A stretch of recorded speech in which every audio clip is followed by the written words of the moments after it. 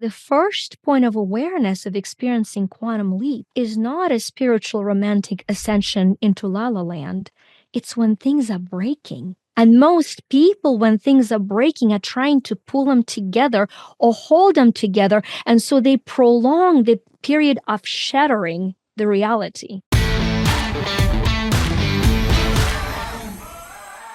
Well, hello there, prosperity seeker and obedient rebel. Welcome to another episode of the Prosperity Approach. I'm your host and obedient redhead rebel, Allyson Chavez, and thank you again so much for tuning in to today's episode. We have a real treat. One of my most favorite people in the world is on my podcast for the first time, and I'm so honored and so excited to have her on. And let me introduce you to Dr. Vica Rader. Dr. Vica is a possibility coach and founder of You Too Shine. She is a globally recognized transformational speaker featured in Forbes and seen on CNN, Fox, ABC, and NBC. A pioneer of quantum personal development, Vica created innovative tools like mygiftoffer.com, Me Journals, Empower Me, and Master Me apps. A multiple times best-selling, award-winning author and Broadway producer, she is also featured in the upcoming Zero Limits movie. Her work frees individuals toward fulfillment and prosperity. Her teachings have even reached the moon through the Lunar Legacy Project. Vica's mission is to help others to quantum leap their life by remembering and shining their light through love. Life originating vibrant emotion. An avid reader, traveler, tennis player, and a dog lover, Vica's greatest joy in life is her family. Above all, Vica is clear that all has been accomplished by her has simply been accomplished through her via God's infinite divine grace. Now do you see why I'm so excited to have Vica on? Welcome, my friend. Thank you so much, Allyson. I am so thrilled to be here. Honestly, and looking forward to this conversation. Oh, I am too. And I really want everybody, whether you're listening to this on your favorite podcasting platform or you happen to be watching this on YouTube right now, I want you, especially through this episode, if you can, to just close your eyes and really lean into the energy of this conversation, lean into Vica's energy. She has one of the most powerful yet calming energies I have ever been around. And she is like the embodiment of love. And that's what I want to talk with you about today, Vica, because our country and the world is lacking a lot of love right now. There's a ton of fear. There's so much, systemic XYZ going on right now. But really overriding the planet, I feel, is fear. And the only way to overcome fear, in my opinion, is through love. And you have a whole thing about surrendering to love and what love is. So I want to just let you go on that right now. First of all, what is love to you? And then how do you surrender to it? So even prior to that, I think what came in immediately is that we're in a cycle not just of fear, but of fearing, rejecting, punishing, and trying to get away from fear. And even when we are defaulting to love versus fear, we do it through separation versus loving the fear. Oh, that's true. And so I want us to step into the power of complete acceptance of what fear is. Fear is a part of you asking to be loved. That's all it is. And what do we do with that part? Begging for love. We turned it into a convict on the run or a prisoner. And so from the very get-go, surrender to love starts with love whatever rises. And so in a cycle of fear, send love to your fear. Talk to that part of you that is terrified and say, I hear you. You're justified to feel this way.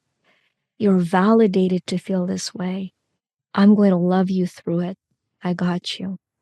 That alone, that level of acceptance alone opens the door then to creating a very powerful life. And so what is love as I see it? It is an acronym for life originating vibrant emotion or energy in motion. And so it becomes very simple because if it adds to life, it is love. And if it subtracts from life, no matter what it calls itself to be, it isn't love. So our society poisoned the concept of love. We sing songs, love hurts. And I'm like, no, Absence of love does. Loss of love does. But love heals. Love heals. And so the whole process of surrender. And I'll talk for another minute, and then I want us to have a conversation instead of the monologue. But this is coming through so powerfully, So I'm Ukrainian, as you well know, and at the time of us recording it, there is still a war raging in my home country. And my joke is, and it is good to laugh when you have no energy to cry anymore, right? Yes. And the joke is that as Ukrainians, we don't surrender well. I mean, we kind of showed it to the world. We just don't surrender. It is not the strength of mine, okay? So, and I remember I was at a very sacred place of mine. That'll probably make more sense to you than some of the listeners. I was at the temple, and years ago, over a decade ago, and I'm struggling with the whole concept of surrender. Mentioning why I'm not wired to surrender. I mean, I think it's wonderful for people who like go with the flow. I'm like, where's the flow? Let me fight it. That's my natural wiring. I'm sitting in the temple, and I'm like, okay, God, I'm committing my life to you, and I have this little issue. Talk to me about this whole surrender thing. And I literally feel a spirit prompt me and say, "You're sitting on the bench. Lift up your feet." I'm like, okay, I'm already weird.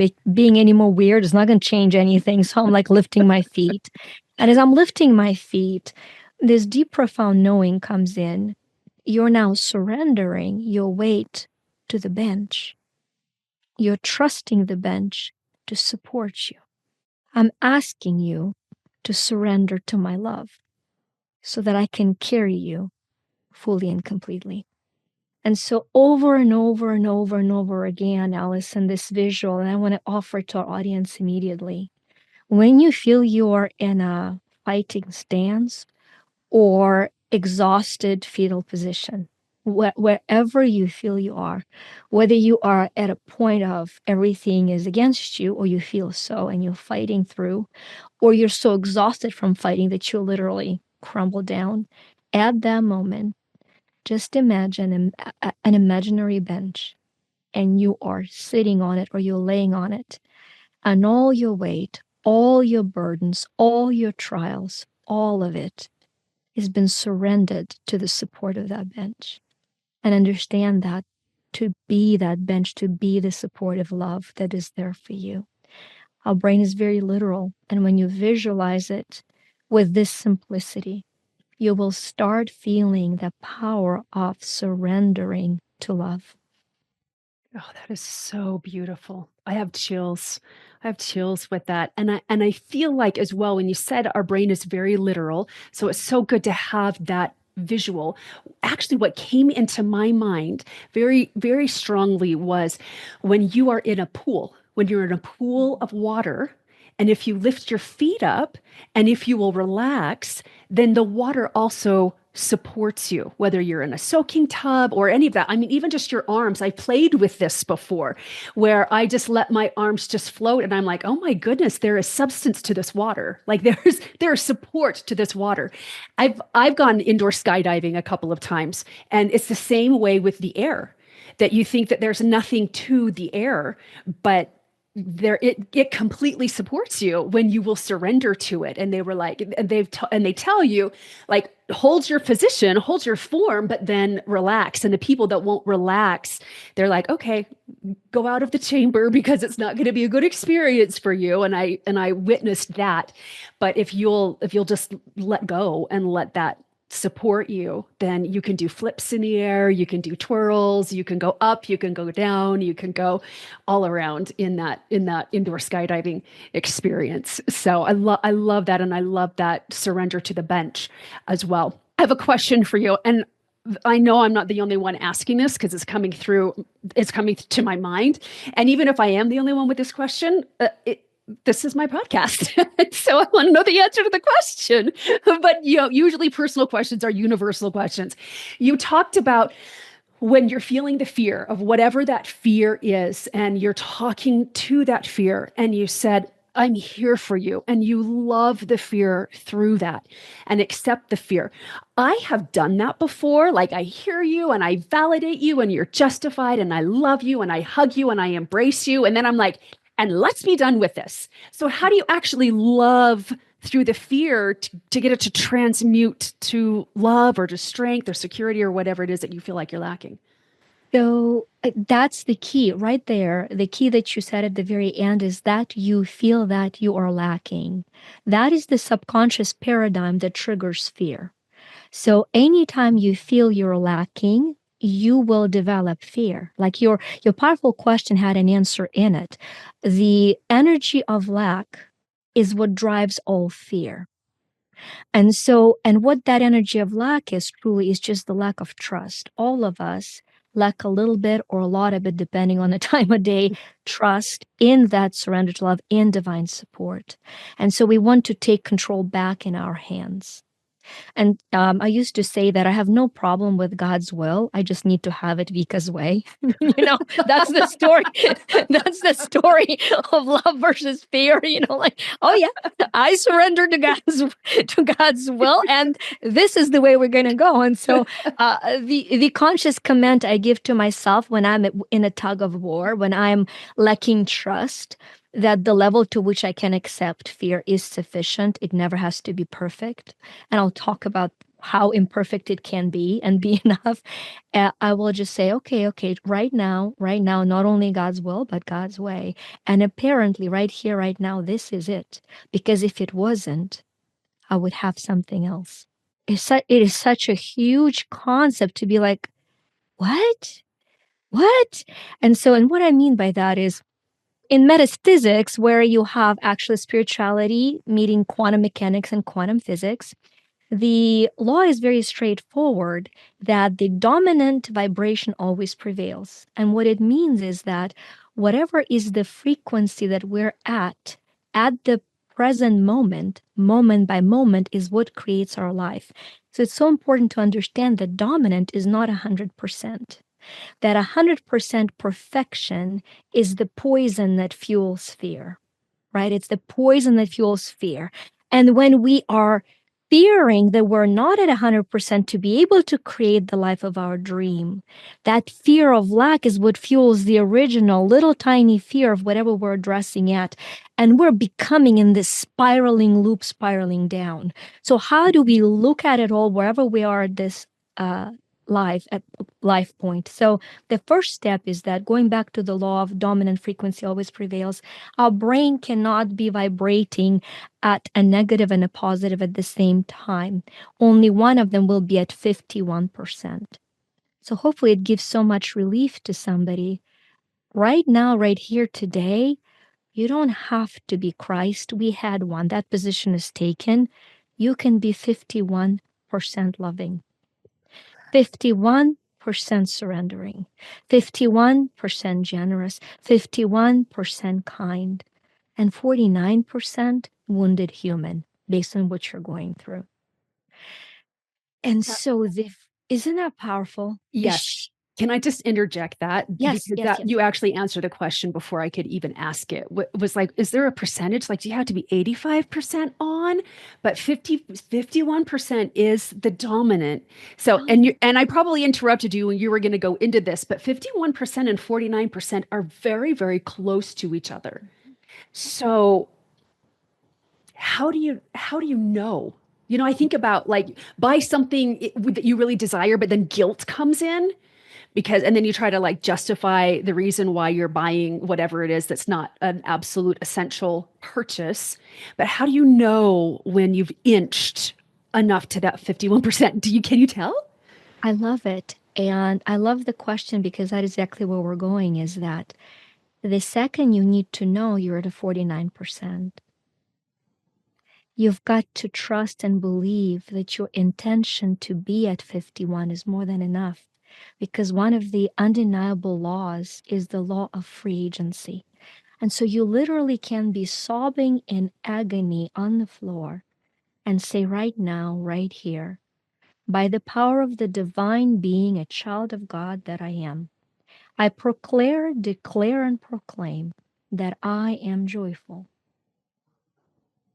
Your choice trumps and carries you into that frequency. And as you are in agony and you're proclaiming joy, the most miraculous thing will start happening. The cells in your body will hear your voice, because the voice we listen to is the voice that dictates our life. So talking to yourself versus listening to yourself is what shifts you into that dominant frequency. Oh. So when you talk to yourself with the honor and respect that a divine being, a child of God, deserves, when you make a choice to see yourself as your creator sees you. Because think of that, we talk of charity and faith and hope, and we understand that love came first, that God loved us first. Mm-hmm. But not only God loved us first, here's newsflash, God also believed in us first and hoped for us first. Isn't that amazing? So when you understand that your creator thought you got it, that your creator, prior to sending you down here, had full faith and a hope and a plan for you, and trusted that you as you are more than enough and you're ready. When you fully understand that, then you get to say, no matter how you feel, this is where if you trust the feeling versus trusting God, you become a subject to feelings versus subject to your maker. And so if whatever you're experiencing, without denying it, whatever you're experiencing, but speaking to it and saying to yourself, I proclaim to have joy. Every cell of my body now is yearning and receiving joy, and speaking it to you. You will start feeling the shift of feelings, because the body has no choice. It has to listen to the voice it was actually, quote unquote, sanctioned to obey. Wow. I have to share this example. Yesterday, so like this year, I'm really growing in my own like knowledge and education, and it's quite uncomfortable. It's a lot of technological things, and I'm like, oh, I just want to hire this out. And God is like, actually, I mean, you can, but you really need to know this as well. So anyway, yesterday, literally yesterday from this recording, I was looking at the things I need to do, and I was like, I'm so confused. I'm so confused. And then instantly I was like, no, you're not. You're not confused. You know where to start. You don't know how to do all of it. Because another thing I tell myself is like, I have no idea how to do this. But it's like, yes, you do. You know how to start. So just start. And it was very interesting telling myself that it was like, oh, okay, this is what I'll do next. And this is what I'll do next. And instead of, I'm confused, I don't know how to do this, I'm overwhelmed, why am I even trying this? I should just go work for somebody else. I mean, that was where my thoughts were taking me yesterday. It was actually, no, like just the next step. Like, it's okay. That's okay. So, oh, I'm going And to you know, use Allyson, what you're saying is so powerful. I call them bridging beliefs, right? Because there are subconscious beliefs that sometimes break into consciousness, sometimes not. But there are subconscious beliefs that are whispering our inability to us. And then I believe the danger of shifting to the complete opposite leaves us drained. What do I mean? If I'm broke and I affirm I'm abundant, my inner voice will be like, "No, you're actually a lunatic. You know, you're in denial." But what you said is an example of what I called a bridging belief. And what that means is that when you hear yourself saying, using your example, "I am confused," which, by the way, congratulations, because confusion is when you're fusing new receptors in your brain. So no clarity is possible without confusion. Isn't Oh, that gorgeous? So confusion is a mandatory state of going from quantum leap to quantum leap in clarity. It's just confusing wow. is with fusion. So congrats. And so when you find yourself confused, the first thing to say is, oh my gosh, yay, I am rewiring my brain. So I'm refusing. So I'm confused. And then the bridge belief to speak to yourself is, I'm gaining clarity. I'm grateful for temporary confusion as I'm gaining more and more clarity. And then and only then you can reprogram and affirm I'm clear. But those bridging beliefs are very often what's left in the reprogramming world of subconscious. And without a bridging belief, without it being supported, that fear of something being fake and years of trying different things that haven't worked, it's going to kind of break the leap. It's going to break the leap from one belief to the next, and you have to restart. So yes, that's the beautiful way to remember that. So, what you're talking about requires a great deal of being present, a lot of being present in the moment, a great deal of awareness. And we live in a very reactionary world and like knee jerk reactions. For instance, road rage and all of the different violent things, whether it's through words or actions that go on. We just have this reactionary rather than this responding. So what do you recommend for those of us who are like, okay, I really want to be responsive more than I am reactive? How do I actually stay present in the moment when my mind is 4 months ahead living Yeah. under a bridge because we can't buy eggs?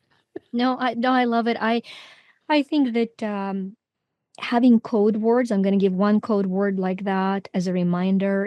I love the parallel that I learned actually from Damon West. And Damon West is actually a gentleman who did time in prison, rightfully so, for having actually led the biggest heroin gang in Texas.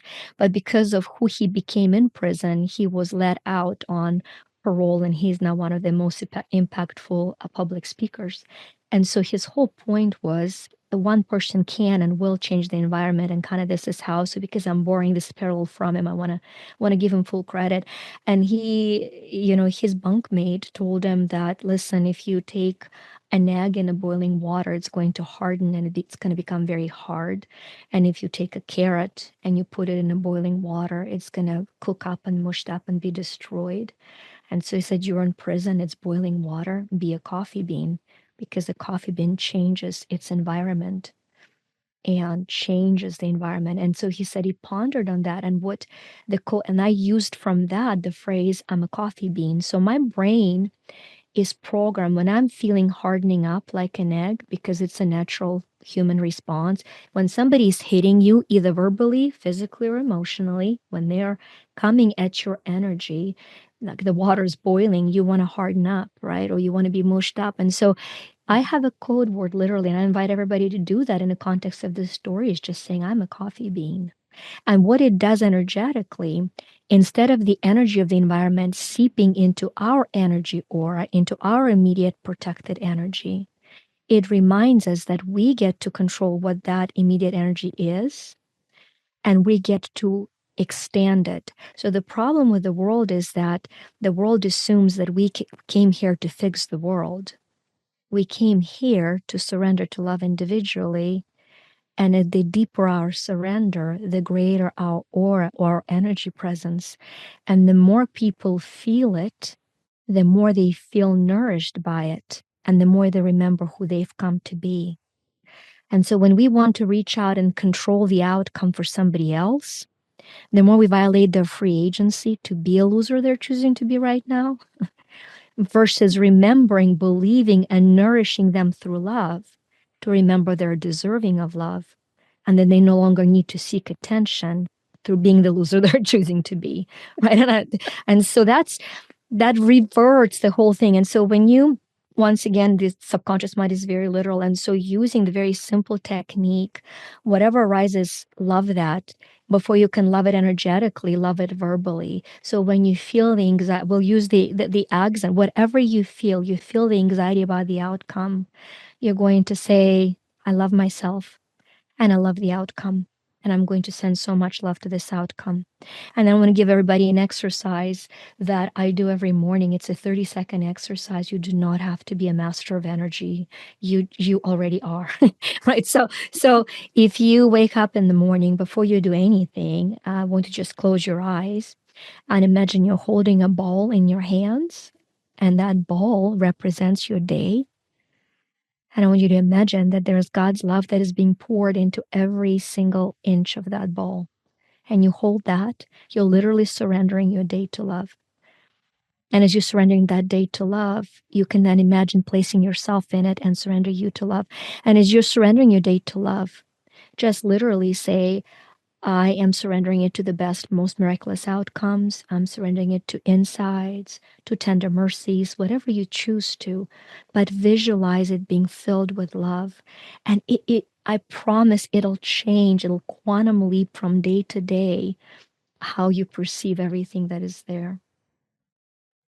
Thank you. I am going to use that technique today, actually. I'm not going to wait until tomorrow. I'll use it tomorrow as well, but I can surrender the rest of my day to love and to the best outcome. And that's so beautiful. That is so, so beautiful. Thank you. Thank you for sharing that. There was a question about quantum leaping that I had. So you were talking about quantum leap to quantum leap, and I've talked about quantum leaping before, but I would love to hear your version, your definition of what quantum leaping is, and a little bit of how you like to do it.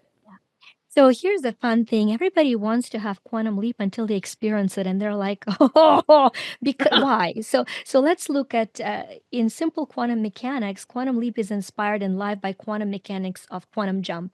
And in a quantum jump, an electron that in a very boring matter was rotating around the atom. It's going in circles, going in circles, going in circles, going in circles, nonstop going in circles. A little particle of light, a photon of light, comes into that enclosed system and it hits an electron that has to be in motion and carries it to the next level. Very romantic. But what happens if you were to be carried to the next level? It means everything as you know it has shattered, has broken, has fallen apart.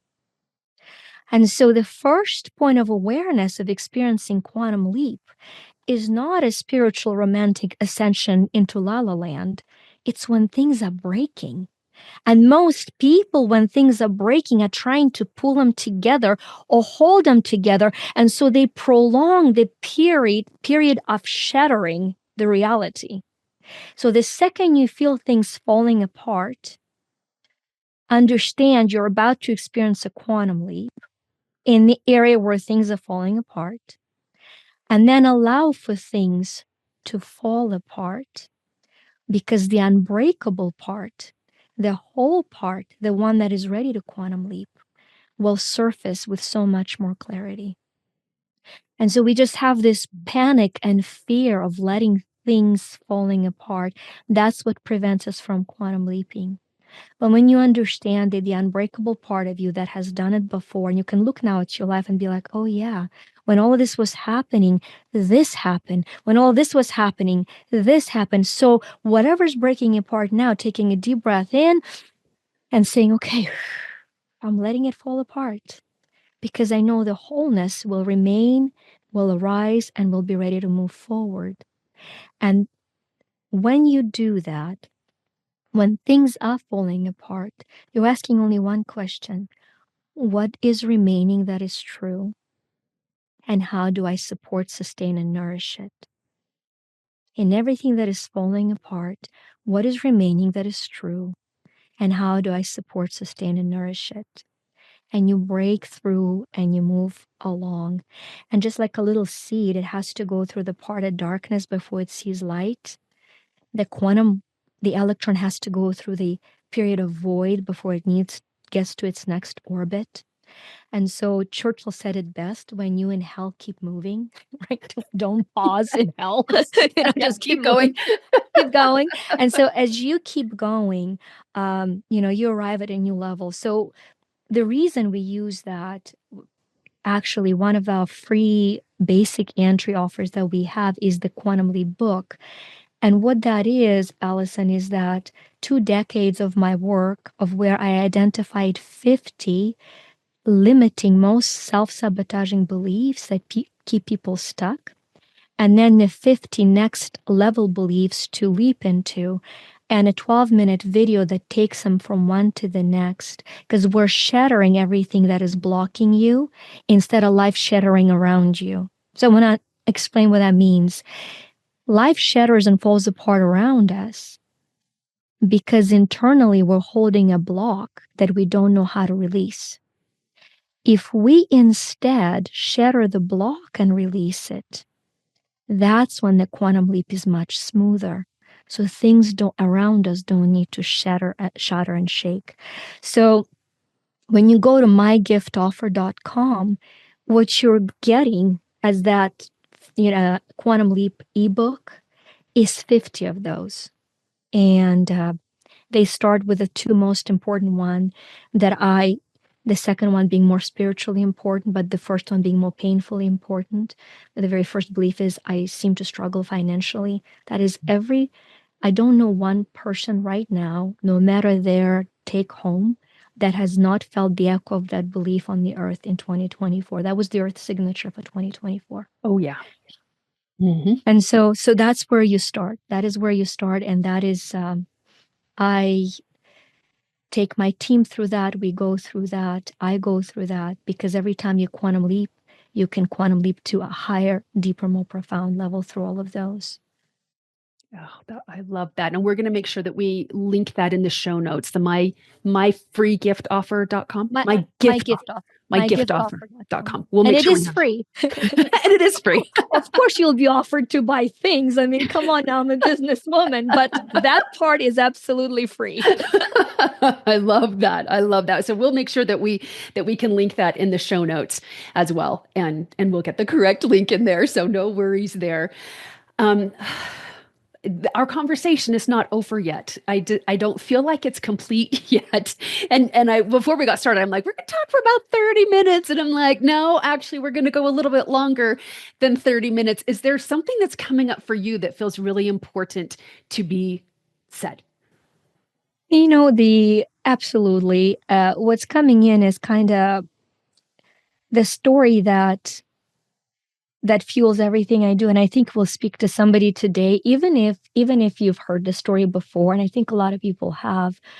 I actually want to start it in a backwards order. About 5 years or so ago, I was writing one of the books, and I was pondering on the name. And I go to my sacred place to ponder on these things. So I'm sitting in the temple, I'm pondering on the name, and I literally feel this, like I feel the swear words. I don't swear actually much or at all, if I would say, but it's not a way I communicate. But it comes as clearly as possible. F off marble, I'm free. I'm like, okay. I'm just like, okay, this is good. This is good stuff. This is good stuff. And so, and what it comes back to is the story that have been on my heart for the longest time. And that story starts in 1400s, 1450s to be exact. And it's in Italy, where a sculptor, Donatello, actually is commissioned to carve a sculpture. And he's given a huge piece of marble, and he studies it for months and finds that the marble has deep veins through it. And when a marble has deep veins, it's unsustainable and it's crumbly. And so he dismisses the marble. And 50 years later, out of that same piece of marble, another sculptor who we've come to know as Michelangelo carves his most famous sculpture, David. David, 500 years later, still stands in Florence. I took my kids to Florence in open elements. It's beaten by the sun and the wind and the rain. And David stands there. And when Michelangelo is asked by his contemporaries, how could you possibly carve it, right? Remember, out of faulty marble. Like, he was looking only for 51%. He wasn't looking for perfection, clearly. he answers with what inspired me, and on what that particular day made so much sense to me. He says, I saw the angel in a marble, and I carved until I set him free.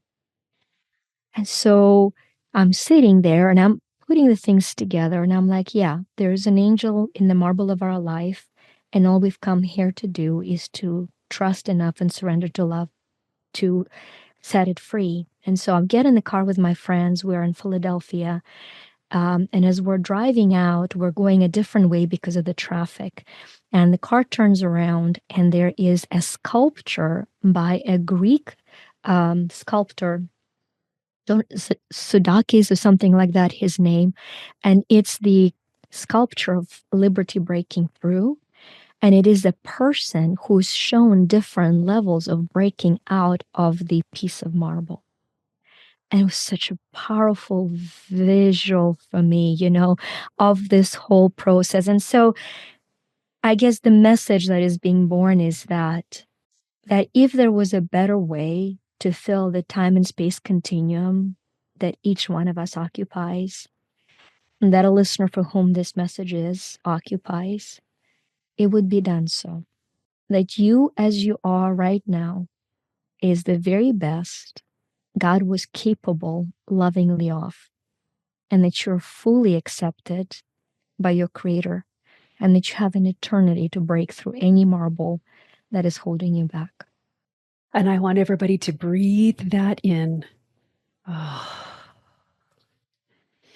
Wow. Thank you so much for this conversation, Vica. This has been absolutely healing, so healing for me and for so many others that are hearing just the beautiful words that come from your heart, the love that you embody. See, everybody, I told you she embodies love. It's just, oh, every time I'm with Vica, I go away so filled and I'm like, dang, I wish you lived closer to me so I could go to lunch with you every week. I do too. That is so mutual. We'll open a dog shelter one day. Yes. So where can people find you? We've got the link. We've got the link in the show notes. Where else can they find you? Because I know they're going to want more of you. Yeah, find us at our site, you2shine.com, you2shine.com. And we have a ton of free stuff to support people as well.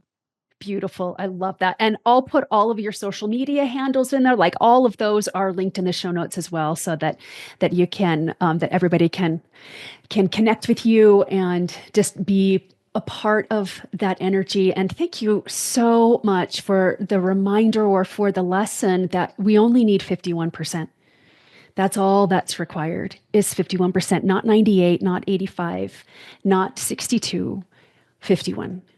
That's all is 51. And sometimes that 51 can feel like you're breaking out of marble to get to that 51. And yet, it's just one little reminder that I live in joy, that I'm supported by God, that the Lord loves me, that I have eternity to break out of the marble.